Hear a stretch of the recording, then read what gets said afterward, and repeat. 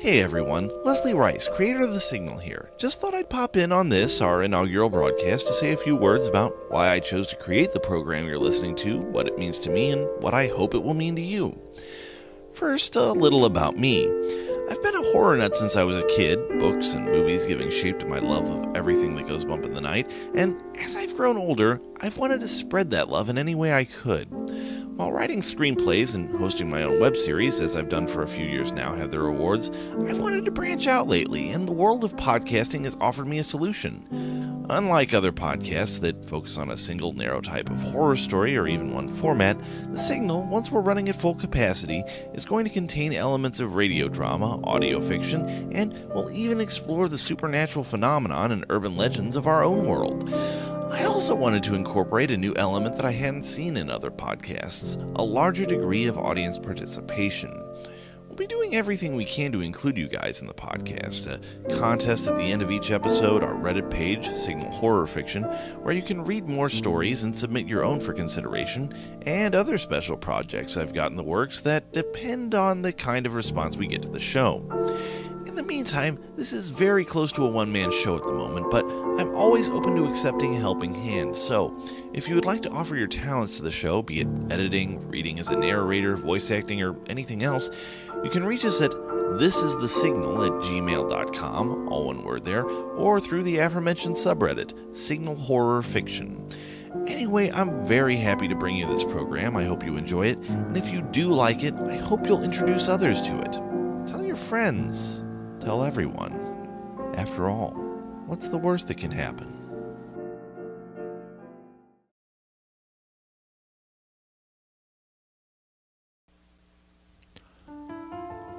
This is The Signal. Point of origin unknown. Destination unclear. It carries with it fragments of other places, other times. Stories from unfathomable pits of darkness and worlds of unquenchable, all-consuming light.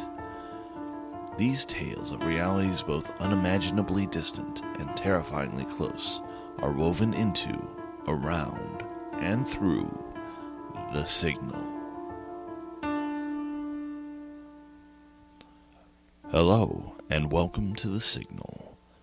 As this is the first broadcast to reach you, we should elaborate upon what you've discovered. Here, you'll find the remnants of other realities, echoes of what is, what was, and what might be. During this transmission, we'll be limiting ourselves to two such fragments, tales of the dark and twisted corridors that exist beneath the world you thought you knew. These stories will take us from the bottom of the world to the outmost reaches of human experience, and later, you will be given the opportunity to add something of yourself to our next broadcast. It's time to delve into our first story.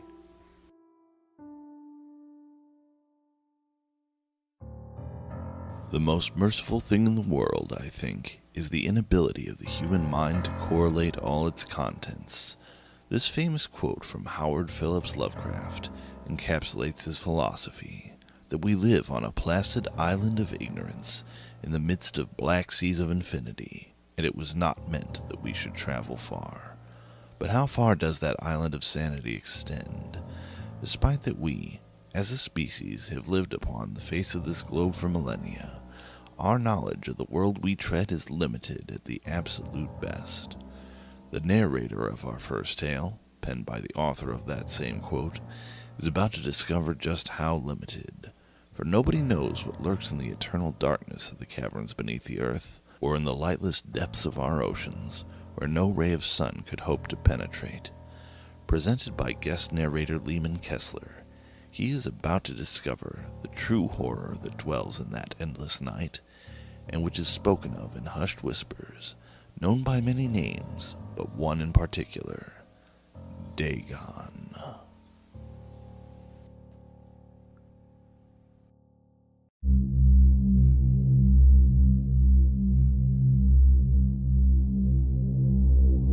Dagon by Howard Phillips Lovecraft. I am writing this under an appreciable mental strain, since by tonight I shall be no more. penniless, and at the end of my supply of the drug which alone makes life endurable, I can bear the torture no longer, and shall cast myself from this garret window into the squalid street below. Do not think from my slavery to morphine that I am a weakling or a degenerate. When you have read these hastily scrawled pages, you may guess, though never fully realize, why it is that I must have forgetfulness or death. It was in one of the most open and least frequented parts of the broad Pacific that the packet of which I was supercargo fell a victim to the German sea raider. The Great War was then at its very beginning, and the ocean forces of the Hun had not completely sunk to their later degradation, so that our vessel was made a legitimate prize, whilst we of her crew were treated with all the fairness and consideration due us as naval prisoners. So liberal indeed was the discipline of our captors that 5 days after we were taken, I managed to escape alone in a small boat with water and provisions for a good length of time. When I finally found myself adrift and free, I had but little idea of my surroundings. Never a competent navigator, I could only guess vaguely by the sun and stars that I was somewhat south of the equator. Of the longitude I knew nothing, and no island or coastline was in sight. The weather kept fair, and for uncounted days I drifted aimlessly beneath the scorching sun, waiting either for some passing ship or to be cast on the shores of some habitable land. But neither ship nor land appeared, and I began to despair in my solitude upon the heaving vastnesses of unbroken blue. The change happened whilst I slept. Its details I shall never know, for my slumber, though troubled and dream-infested, was continuous. When at last I awakened, it was to discover myself half sucked into a slimy expanse of hellish black mire which extended about me in monotonous undulations as far as I could see, and in which my boat lay grounded some distance away. Though one might well imagine that my first sensation would be of wonder at so prodigious and unexpected a transformation of scenery, I was in reality more horrified than astonished, for there was in the air and in the rotting soil a sinister quality which chilled me to the very core. The region was putrid with the carcasses of decaying fish and of other less describable things which I saw protruding from the nasty mud of the unending plain. Perhaps I should not hope to convey in mere words the unutterable hideousness that can dwell in absolute silence and barren immensity. There was nothing within hearing, and nothing in sight save a vast reach of black slime. Yet the very completeness of the stillness and the homogeneity of the landscape oppressed me with a nauseating fear. The sun was blazing down from a sky which seemed to me almost black in its cloudless cruelty, as though reflecting the inky marsh beneath my feet. As I crawled into the stranded boat, I realized that only one theory could explain my position. Through some unprecedented volcanic upheaval, a portion of the ocean floor must have been thrown to the surface, exposing regions which for innumerable millions of years had lain hidden underneath unfathomable watery depths. So great was the extent of the new land which had risen beneath me that I could not detect the faintest noise of the surging ocean, strain my ears as I might, nor were there any seafowl to prey upon the dead things. For several hours I sat thinking or brooding in the boat, which lay upon its side and afforded a slight shade as the sun moved across the heavens. As the day progressed, the ground lost some of its stickiness and seemed likely to dry sufficiently for traveling purposes in a short time. That night I slept but little, and the next day I made for myself a pack containing food and water preparatory to an overland journey in search of the vanished sea and possible rescue. On the third morning, I found the soil dry enough to walk upon with ease. The odor of the fish was maddening, but I was too much concerned with graver things to mind so slight an evil, and set out boldly for an unknown goal. All day I forged steadily westward, guided by a faraway hummock which rose higher than any other elevation on the rolling desert. That night I encamped, and on the following day still traveled toward the hummock, though that object seemed scarcely nearer than when I had first espied it. By the fourth evening I attained the base of the mound, which turned out to be much higher than it had appeared from a distance, an intervening valley setting it out in sharper relief from the general surface. Too weary to ascend, I slept in the shadow of the hill. I know not why my dreams were so wild that night, but ere the waning and fantastically gibbous moon had risen far above the eastern plain, I was awake in a cold perspiration, determined to sleep no more. Such visions as I had experienced were too much for me to endure again, and in the glow of the moon I saw how unwise I had been to travel by day. Without the glare of the parching sun, my journey would have cost me less energy. Indeed, I now felt quite able to perform the ascent which had deterred me at sunset. Picking up my pack, I started for the crest of the eminence. I have said that the unbroken monotony of the rolling plain was a source of vague horror to me, but I think my horror was greater when I gained the summit of the mound and looked down the other side into an immeasurable pit or canyon whose black recesses the moon had not yet soared high enough to illumine. I felt myself on the edge of the world, peering over the rim into a fathomless chaos of eternal night. Through my terror ran curious reminiscences of Paradise Lost and of Satan's hideous climb through the unfashioned realms of darkness. As the moon climbed higher in the sky, I began to see that the slopes of the valley were not quite so perpendicular as I had imagined. Ledges and outcroppings of rock afforded fairly easy footholds for a descent, whilst after a drop of a few hundred feet, the declivity became very gradual. Urged on by an impulse which I cannot definitely analyze, I scrambled with difficulty down the rocks and stood on the gentler slope beneath, gazing into the Stygian deeps where no light had yet penetrated. All at once my attention was captured by a vast and singular object on the opposite slope, which rose steeply about 100 yards ahead of me, an object that gleamed whitely in the newly bestowed rays of the ascending moon.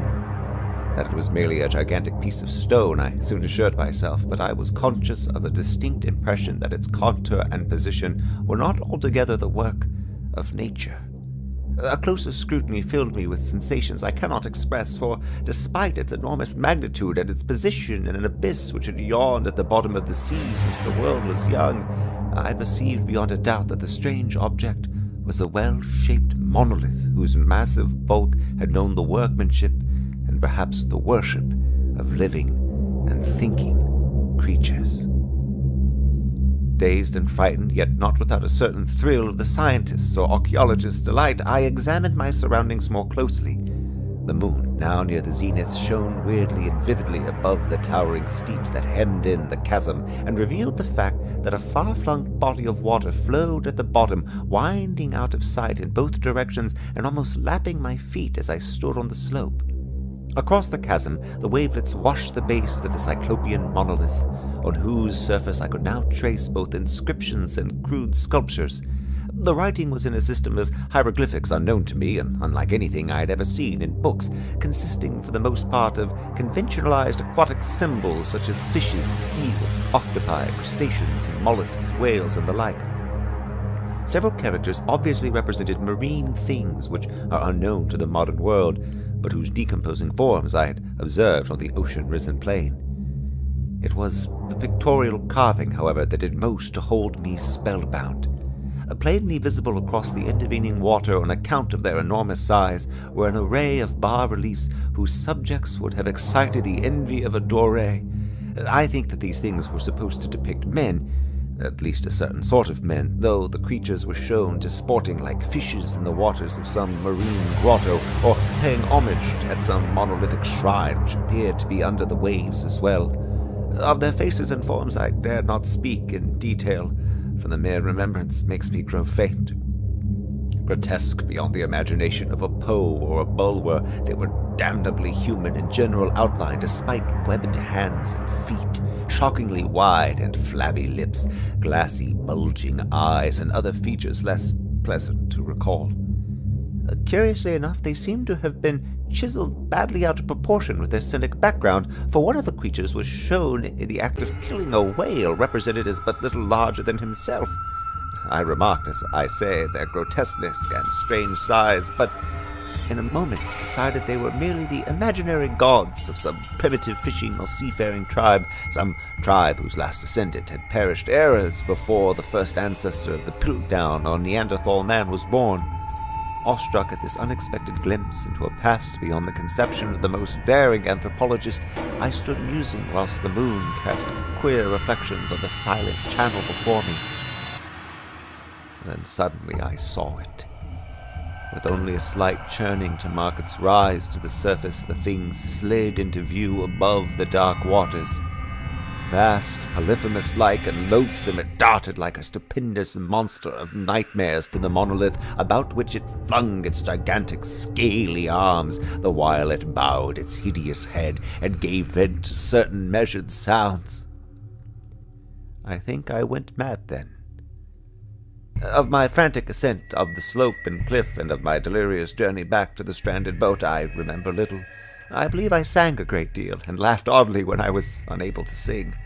I have indistinct recollections of a great storm some time after I reached the boat. At any rate, I know that I heard peals of thunder and other tones which nature utters only in her wildest moods. When I came out of the shadows, I was in a San Francisco hospital, brought thither by the captain of the American ship which had picked up my boat in mid-ocean. In my delirium I had said much, but found that my words had been given scant attention. Of any land upheaval in the Pacific my rescuers knew nothing, nor did I deem it necessary to insist upon a thing which I knew they could not believe.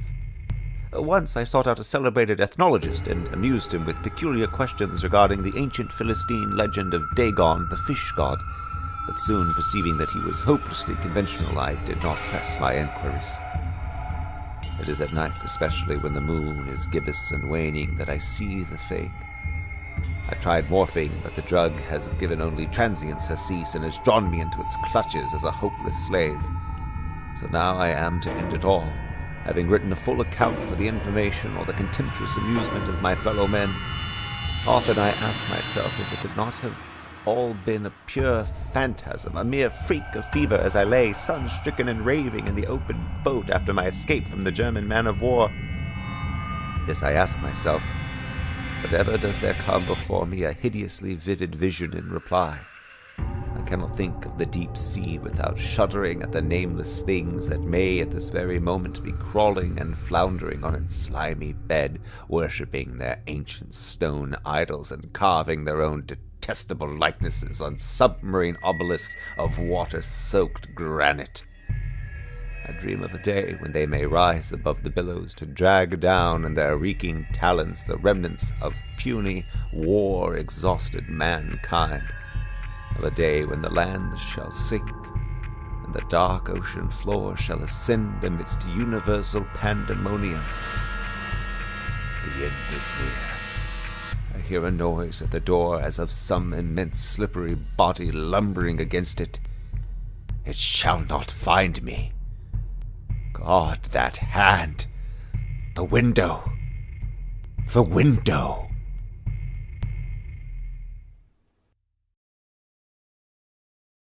While the lightless depths of our ocean may hide unimaginable terrors, the sea of stars above our heads is yet more vast, its contents equally unknowable.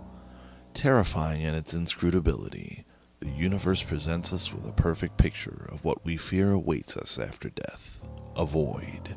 In this, our second story, a man finds in that infinite abyss a universal truth, that while all creatures fear oblivion, sometimes, when continued existence holds nothing but pain, that void can be the cruelest mercy.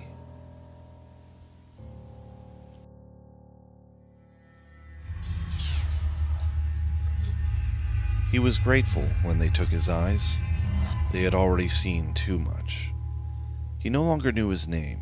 The needles, wires, and clacking surgical machines had seen to that. In fact, large swaths of his past were gone, burned away like a frame of film exposed to too much heat, leaving only black voids ringed by singed embers. Sadly, those images he wished erased the most were still there, worse than the pain of the ragged, bleeding holes in his psyche. He could still remember the day they came. It had been bright, noon, morning, and the sky had been blue and endless, not a single cloud.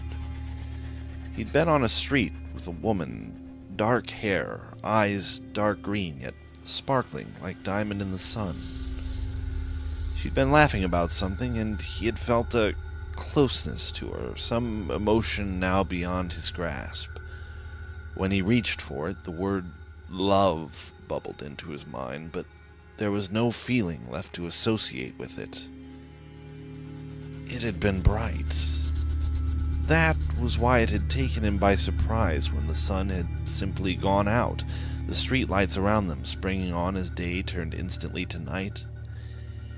He had time to register the terror in the woman's wife's sisters. Who was she? Neither word makes sense anymore. Eyes before he had looked up himself. When he did, he knew his own face echoed her fear because there was no sky anymore. There was only a vast, unending field of dark, twisted metal, a motionless, infinite latticework of unfeeling darkness that had become the sky, the horizon, the entire universe. It had arrived silently, as though it had always been there and they had simply been blind to it. There had been screams then, and he had looked down as the noise of crumpling metal echoed through the previously silent street. A car had swerved from the road and crashed into a storefront, but not before plowing into a teenager who had turned his head skyward, drifting obliviously forward on his rollerblades as the blackness above stole his attention. He could see one leg, still clad in a rollerblade, on the pavement next to the smear of red where the boy had been, but when he looked to see the driver, he was gone. Not fled, but simply gone. The driver's seat was empty, as though the car had been driving itself and had simply decided to swerve, ending the young boy's life. He noticed in a detached way that the seatbelt was still engaged, and as he marveled at this, there were more screams from the street. At first he thought they were reacting to the accident, for all its horror almost a banality compared to the monstrous thing in the sky, but a quick squeeze of the woman's hand had brought his attention away from the still spinning wheels of the boy's skate. On the far side of the street, an elderly woman was calling out in confusion for someone named Roger. She was in mid-yelp when suddenly she was no longer there. There had been no sounds or lights. She had simply ceased to be with the same shocking suddenness with which the thing above had arrived. Now more people were screaming, panicking. Some tried to run, only to vanish mid-stride, one foot leaving the ground and never returning to it. Others simply popped out of existence as they stood there, wondering perhaps if they were dreaming. He had looked to the woman, ready to ask her what to do, and as he had opened his mouth to speak, he felt the warmth of her hand disappear from his, and suddenly found himself looking at the storefront across the way.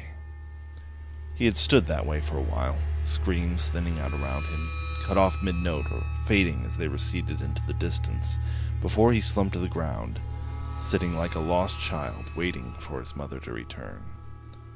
When his turn came, it happened quickly. The street lamps around him had gone dark, and he had the barest flicker of disorientation, like the sinking sensation of nodding off, followed by the sudden snap of catching himself before sleep could claim him. His ears filled with a roaring sound, and he tried to stand, only to find that he was already upright, but somehow immobilized. His eyes adjusted, and he saw that he was in a vast open space between two walls of the same black metal that had loomed above him on the street. What had taken the sky from them had now become his entire world.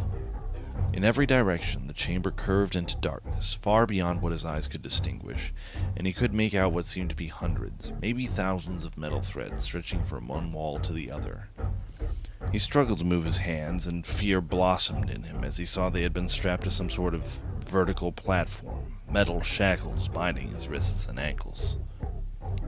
On either side there were other, identical restraining devices, the one to his left still vacant, the one to his right occupied by an old man, eyes closed, muttering something through his beard that might be a prayer. It was impossible to hear him over the sound in this place. As they trundled along a mechanized track that connected their beds, the roaring grew louder. Oddly familiar, it swelled in his ears until he finally realized what that throbbing, pulsing, omnipresent din was. Voices. What he had first mistaken for a single sound was more than that. It was a collective noise made by hundreds, thousands, maybe millions of people, all screaming at once, more adding their cries every second. Each of the countless threads stretching into infinity was a track, just like his.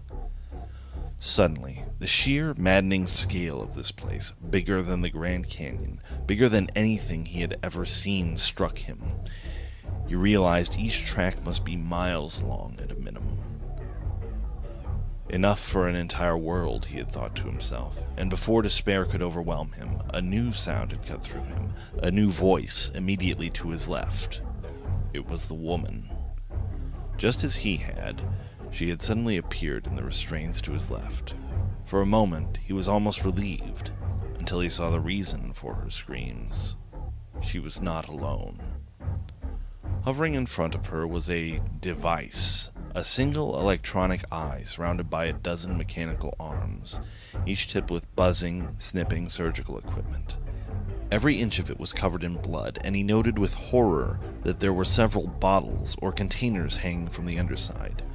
He saw what looked like severed human fingers in one, and others with less recognizable but still human trophies. He had cried out with her as one arm darted forward, pinning her head and jaw in place. In a blur, the other tools moved forward.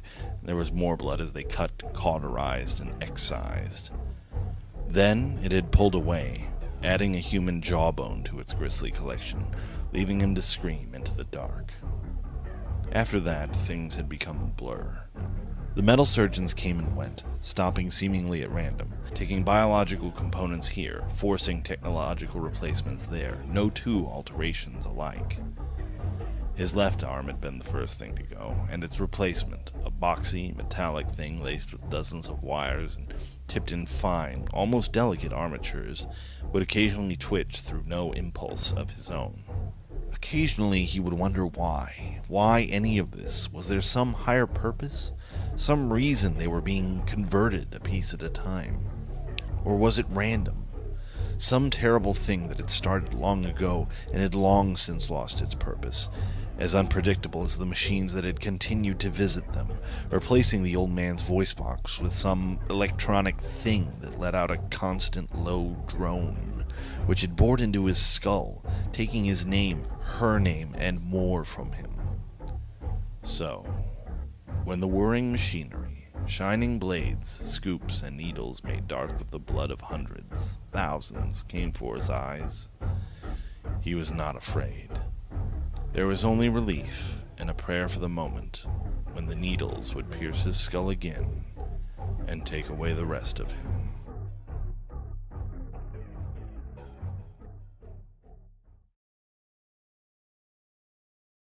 One man, lost to time and space, his final, fading thoughts captured and carried into eternity by the signal. Now, you too can add something of yourself to our next transmission. As the signal makes its way across time and space, it seeks out new places to propagate itself, minds receptive and ready to be reached by its influence. To find which of those is best suited to its purposes, we have developed a simple method of sorting those who would join us. To that end, I give you the test pattern. Welcome to the test pattern. Decipher the code and return your answers to thisisthesignal@gmail.com. The first subject to do so will become the focal point of our first local broadcast. Today's cipher is 20, 5, 19, 20, 9, 14, 7. Again, please submit all answers to thisisthesignal@gmail.com. That concludes our first broadcast of the signal. We leave you now to your own reality. Keep in mind, though, the world is thinner than it appears, and should you slip through one of its many cracks, don't be surprised if you find yourself as part of the signal.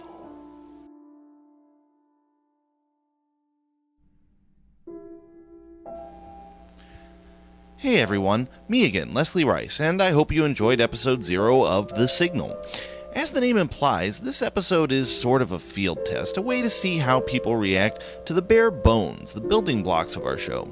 With that in mind, any feedback you can offer, either in the comments below or by emailing us at thisisthesignal@gmail.com, would be appreciated. Also appreciated, anyone who would like to donate time, effort, or resources to the cause as a writer, reader, or by assisting with the production. This is just a start, and we plan on getting bigger and better. Voices for this episode include myself, Ashley Webb, and of course Lehman Kessler. Music was from my own playing and from Kevin MacLeod, whose work you can find at incompetech.com. That's INCOMPETECH. Again, I hope you enjoyed this episode, and there are bigger things on the horizon, so I hope you'll join us for the next one. After all, what's the worst that could happen?